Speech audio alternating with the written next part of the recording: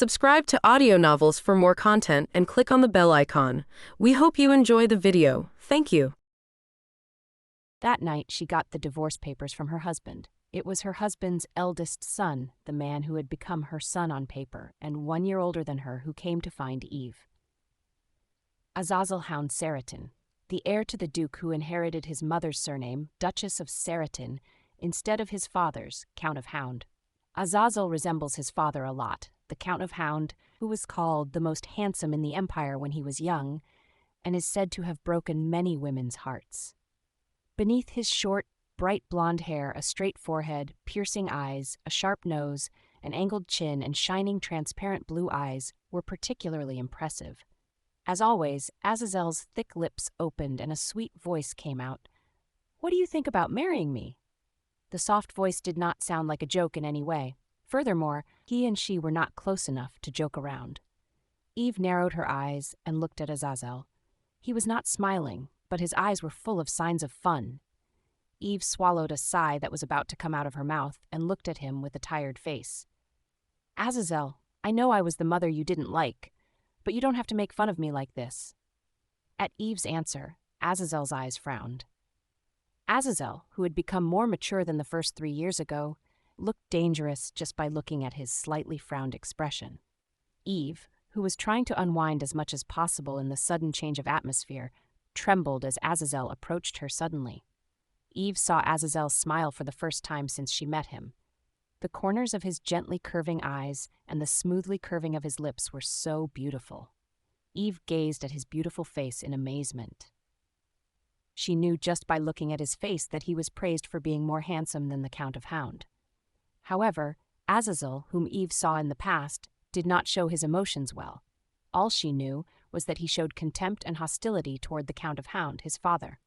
No, not only his face, but also the atmosphere.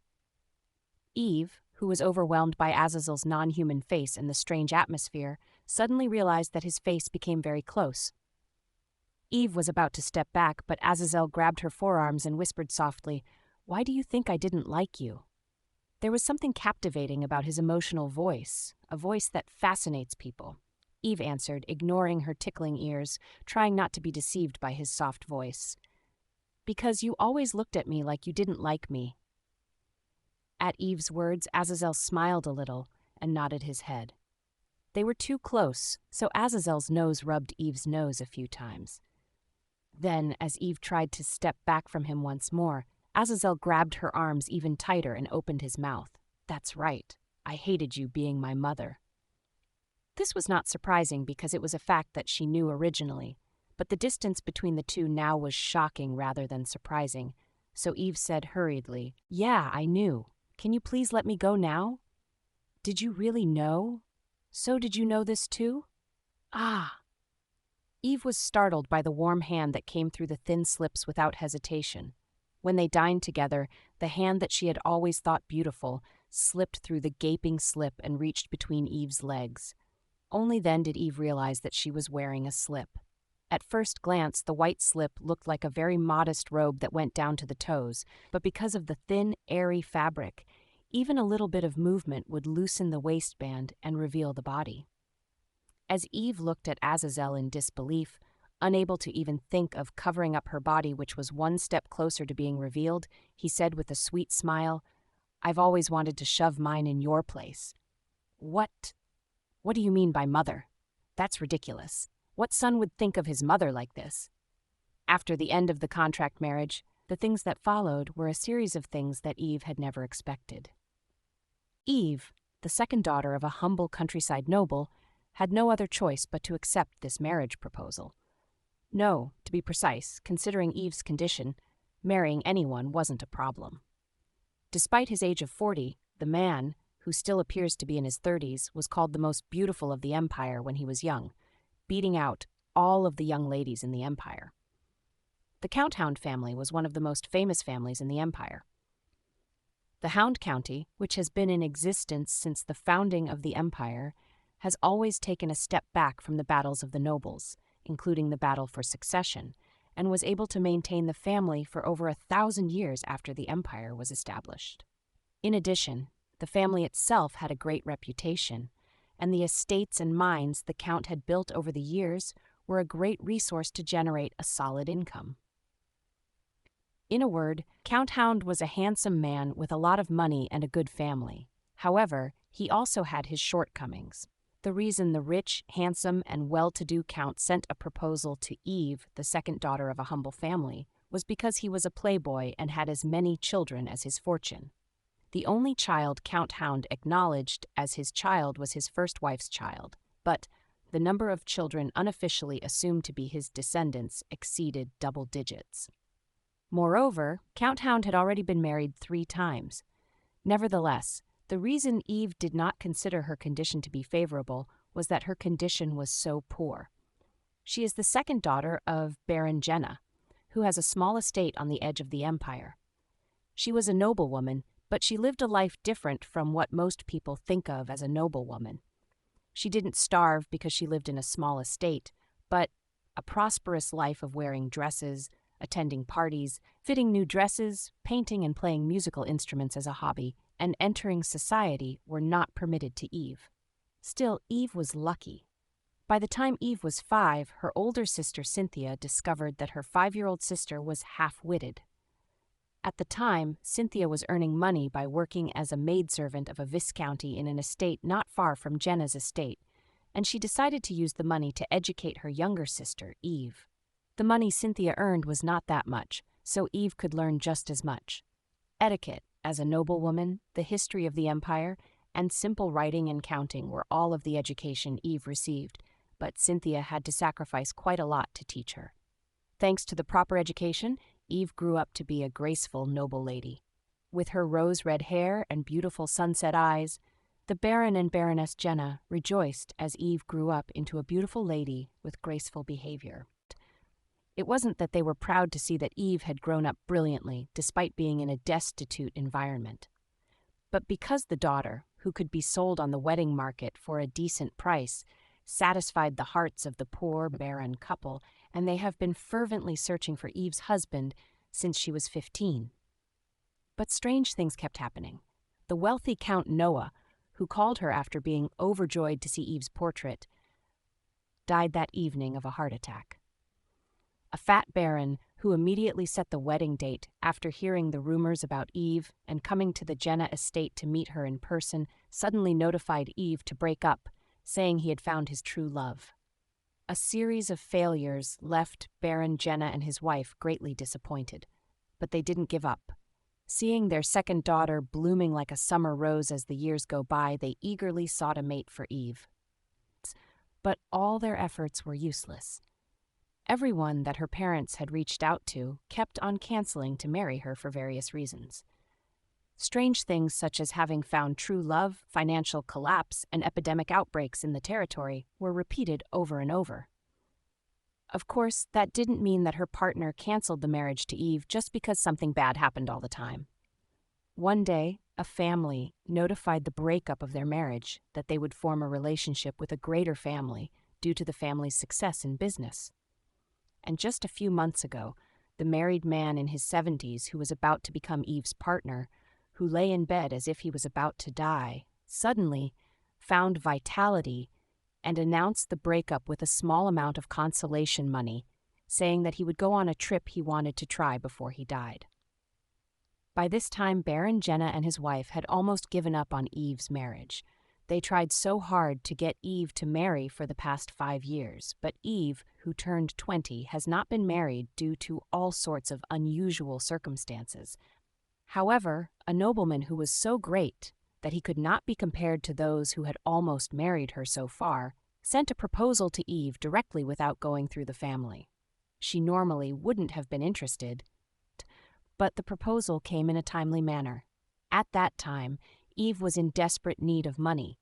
Not long ago, her older sister, Cynthia, who can be called her only family, became pregnant. The father is her very long-time lover, the young master of the Viscount family, where Cynthia worked as a maid. A maid who is not even married yet is pregnant. Of course, it was a secret love affair, and it would be difficult to get married. Who would accept a 30-year-old woman from a poor family? Eve, who had secretly watched Cynthia mourning alone, knew intuitively that the marriage proposal letter Now in her hands was her last chance. Not Eve, but Cynthia's last chance. So she replied to the marriage proposal letter without telling either her parents or Cynthia.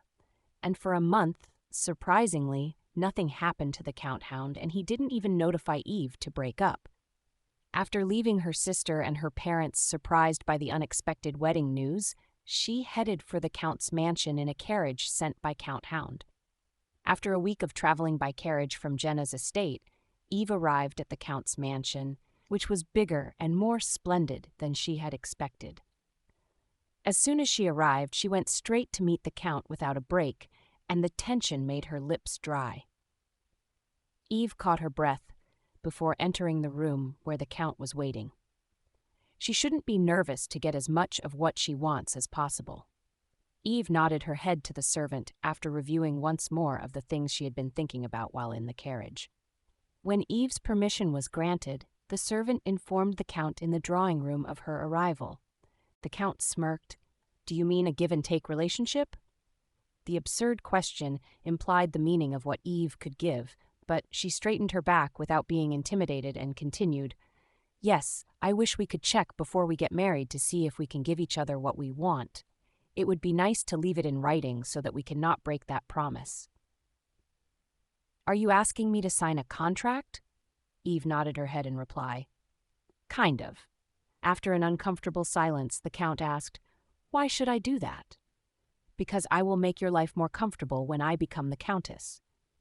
"What do you want from me?" asked the Count scornfully. "If you don't like my conditions, you don't have to marry me." Eve thought she was too confident considering she had nothing to offer, but she accepted the Count's glare as casually as she could, as if nothing had happened. "Something really strange has come in." "Okay, what are you asking for?" said the Count with a smirk. The conversation was going as Eve wanted.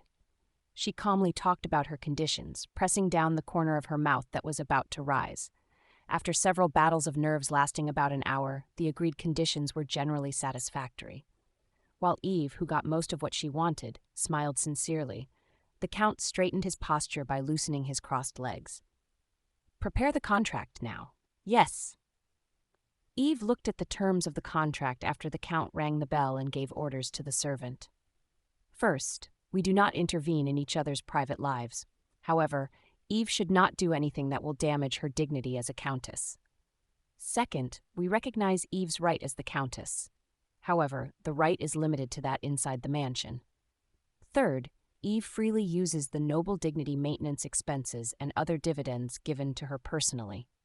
Money is paid on the 1st of every month, and if she uses more money, she needs to get permission from the Count. Fourth, Eve must attend the party requested by the Count. However, if Eve attends the party, the Count shall pay Eve a separate fee. Fifth, Eve could not use her position as Countess to influence the Count's decision in deciding his successor.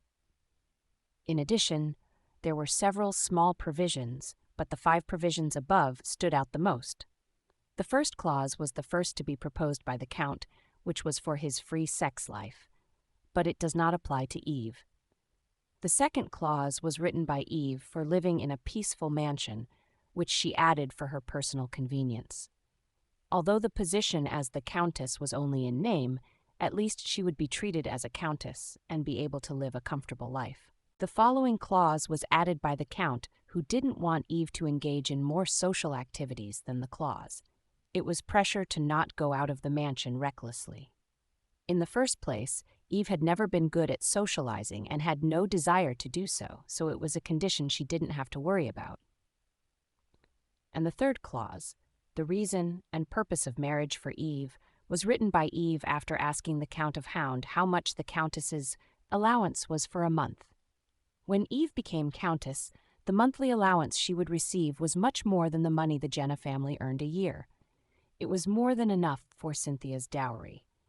Eve pressed her hand to the corner of her mouth, which was about to soar up again, and looked at the 4th clause. It was also a clause added by the Count, and considering what he added next, she willingly accepted it, because if she accompanies him to the party he requested, she will receive side income as well. And the 5th clause was more like a condition to solidify the influence of the Count himself. This was probably another reason why the Count has to marry a woman from the poor baron's family. Eve, who had no background, could not exercise any influence without the help of the Count, even if she became the Countess. But the Count seemed to be more cautious than expected. Eve doesn't know if something would change if she gave birth, but for Eve, who originally had no intention of having a child, the right to decide on a successor was not a very important issue. Eve looked over the draft of the contract once more. If a party breaks the contract and demands a divorce, another party will be paid 100 million gold in kind. Eve's monthly allowance was 2.0 gold. She has to save a full year without spending all her allowances to make 24,000 gold. Obviously, 100 million gold was an amount she would never be able to repay. But this provision was a warning from the Count to the prospective Countess, who made him write such an unprecedented contract. In other words, he told her not to be noisy about divorce like his previous wives. But it wasn't much of a threat to Eve. In fact, Eve does not intend to ask for a divorce. She would be given 2,000 gold every month and not have to bother socializing often. Why would I divorce? Eve ignored his warning and looked at the Count's aide as he entered the drawing room. The Count asked one last time, "So do you really want to sign the contract?" "I do. About the 5th clause." At Eve's words, the Count's eyes shone sharply. The right to decide the successor? Eve understood why the Count suddenly had such a wary attitude.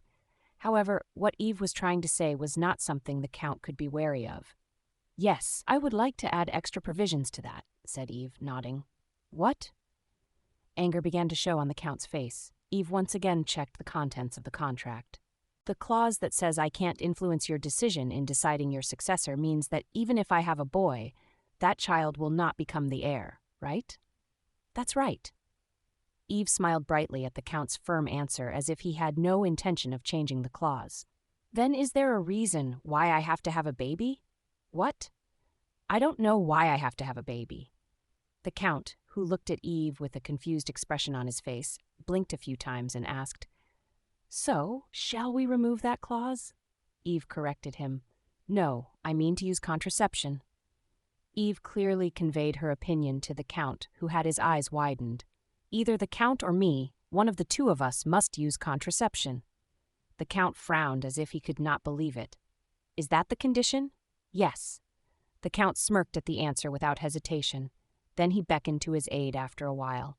Eve looked satisfactorily at the added clause next to the 5th clause. Eve woke up to the voice of the maid waking her up. When she opened her eyes, the first thing she saw was an antique ceiling. As she stood up, the maids bowed to greet her. Eve let her body be bathed by them and let them dress her as they always did. Just a month after Eve became the Countess, she had perfectly adapted to the life of a lazy and extravagant capital noblewoman. After she signed the contract, everything after that went smoothly. The wedding was held privately and discreetly, and Eve gave half of her first allowance to her sister, Cynthia, for her wedding expenses. Cynthia's marriage partner and the father of her soon-to-be-born nephew was the successor of a viscounty, but it was a small rural estate. 1,000 gold was enough for the wedding's dowry of a country nobleman. Cynthia was worried about Eve as she received the dowry, but she was content with her current life. When Eve and the Count Hound got married, the attention of the capital people who expected new gossip was focused on them, but Eve refrained from outside activities, making it difficult to spread rumors. Nothing else could be heard other than the rumors about her beauty that had spread in the Jenna estate, a small territory. There is a saying that without firewood, the fire will extinguish itself, and people's interest has also been extinguished recently. She had nothing to worry about, and her life was prosperous, so she couldn't help but be happy. The Countess's room was as beautiful and magnificent as the Count's, and everything she wore, the food she ate, and the hobbies she could engage in the mansion that was given to her were incomparable to her life in the past. "You are so beautiful."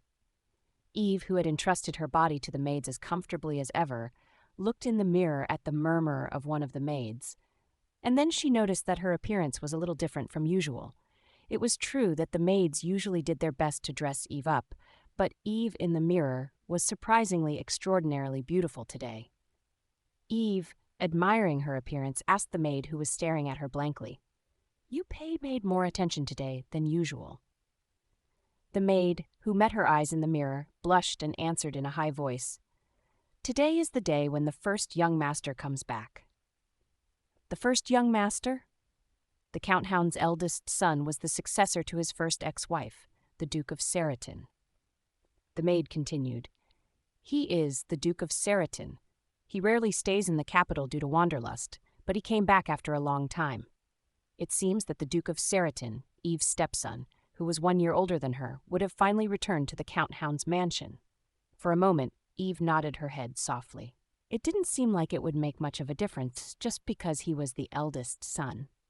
The Count's children, whom she met once after marriage, were not very interested in her. Even though the youngest seemed to be a little interested in Eve's appearance, he didn't even dare to approach her. Perhaps he was conscious of the gazes around him. Moreover, the Count's children were independent, or each lived with their mothers, so there were few encounters. Because of his position as the Duke, Azazel, the Count Hound's eldest son, also spent half of the year at the Duke's mansion with his mother, the Duchess. Eve took it easy and accepted the touch of the maids. Her white neck and round, elegant shoulders stand out thanks to her neatly braided red hair and the off-shoulder dress she is wearing. "So are we going to have lunch together today?" Eve asked one of the maids. "Yes, he has a schedule in the evening, so he asked for lunch together. If you come down now, I think the timing will be right." Although the preparation time was not long, Eve was not the type to wake up very early. Eve, who checked the time, nodded, and suddenly one of the maids rushed into the room. She said, "Madam, the master is here." Eve and the maid's eyes met. Eve asked back, "What? The master?"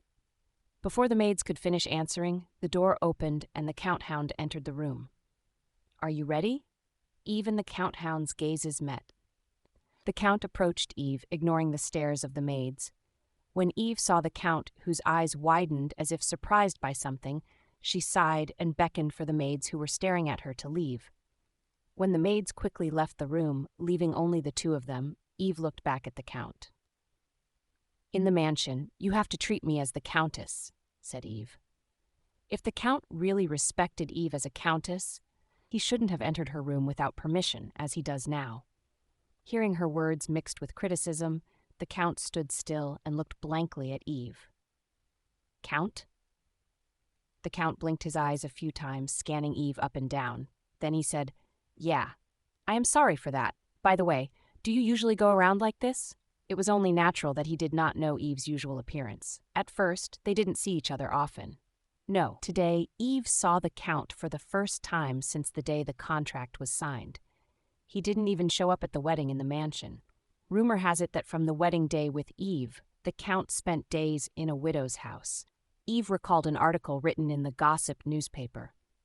The appearance of the Count Hound's new lover was decadent and lewd. At a ball full of pleasure and lust, where men and women covet each other's bodies, there was Count Hound. There were many beautiful women around the Count. However, the most striking among them was the face of the Count Hound himself, who was drenched in pleasure. The Count's lover shrieked and screamed when his large object was thrust under her. Perhaps stimulated by her own voice, the woman sat down on the Count Hound's face. Roughly speaking, the journalist wrote about the love affair between Count Hound and his lover in such detail that it made the reader wonder whether it was okay to write such an article. Eve stopped thinking about the contents of the lewd article and answered the question from her husband, whom she had seen after a month of marriage. "It seems the maids have worked hard in dressing me up since His Grace has returned." "His Grace?" The Count looked at Eve with a displeased look. In fact, Eve was also awkward with that title. Eve asked, "What should I call him?" "Your other children are younger than me, so I was comfortable talking to them informally, but your first child is a year older than me. Or should I just call him Duke?" For a moment, the Count frowned and asked Eve, "Are you younger than Azazel?" "I am." "That's surprising." The Count didn't seem to have considered her age at all when he sent the marriage proposal. The Count, who seemed quite embarrassed by Eve's affirmation, coughed and said, You don't have to speak honorifically to him, even if it's only on paper. You are his mother, so treat him like my other children. In this mansion, you are the Countess of the Hound, no matter what anyone says." Fortunately, the maid said that Azazel had a wanderlust. Eve tried not to provoke the Count, who stood still. "Okay, then I'll just say hello and be quiet. Okay, by the way, today—" Eve tilted her head at the Count, who looked at her with a somewhat enthusiastic look. "I like how you look today." "Pardon?" "The first time I saw you, I said that you weren't as beautiful as the rumors. But your eyes are different today." Haha. The Count didn't hesitate in evaluating Eve's appearance. Even if Eve wasn't to the Count's taste, she was objectively quite beautiful, so it wasn't surprising that she looked beautiful in his eyes.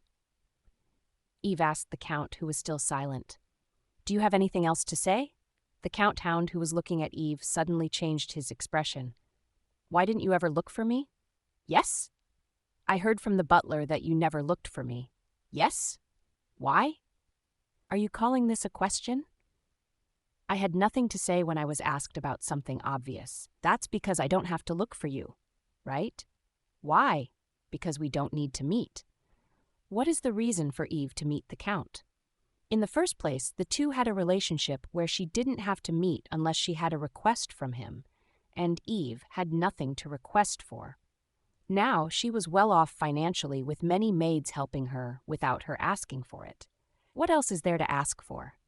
Wouldn't it be worse when I asked to meet for no reason?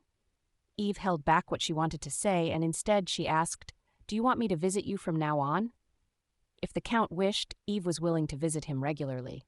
"You give me a lot of money after all." "Never mind, I know you don't have any plans today. Come to my room after dinner." "In your room?" "Yeah, in my room. I'll tell the maids in advance." She didn't know why the hell he asked her to come to his room, but she didn't say much and nodded obediently. "Yes, got it." Eve nodded gently, and the Count's face softened again. Eve still had a hard time keeping up with the Count's emotional changes. It's very difficult to earn money from others. As Eve sighed, the Count checked the time once, and he reached out to Eve. "Let's go down now." It was the first escort she received since she married.